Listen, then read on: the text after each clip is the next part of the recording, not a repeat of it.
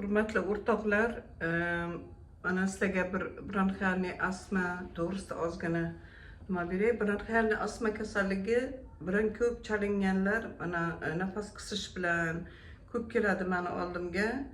Endi ko'pincha ustozlar haqida so'rashadi-da. Mani ustozlarim Abdulla Muharramovich Ubaydullayev, professor, akademik, Dilbar Hajjakbarovna Mahmudova, xudo rahmatli bo'ldi Covid paytida.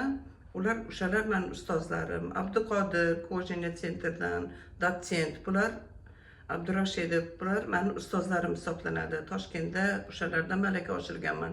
Bronxialniy astma kasalligi ko'pincha rastesfinniy bo'ladi-da. Buni nima deydi? O'sha qo'zg'atayotgan abastrina remissiya bilan kechadigan kasallik bo'lib, qo'zg'atayotgan allergenni birinchi o'chirda eliminatsiya atallergenov deydi-da. Mana Dilbar Hajjakbarovna shunday ustozimiz. Ikkinchi mana ketatfen degan membrana stabiliziрующий antigistaminli первый поколение o'sha tabletka hozirgacha bu bozor sistemasidan tushmaydi aptekalarda. Mana shuni обязательно yozaman men. 5 kun отшение qilaman. Shu bilan mana ukol uradi, o'ziga o'zi dexametazon qiladigan nimalar. Shu bilan keyin ukollarni urmasdan lecheniyani olib, постоянно tozalanib yurgandan keyin yaxshi bo'lib ketishadi. İnşallah avvalam Alloh, bizlar ham Xudo emasmiz, bizlar ham bir Allohning qulimiz.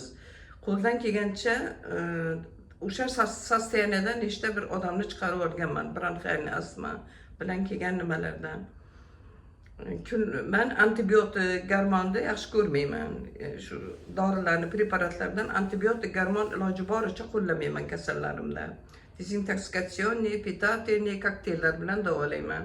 Kunlaringiz yaxshi o'tsin azizlarim. Sog'lik, salomatlik tilayman sizlarga.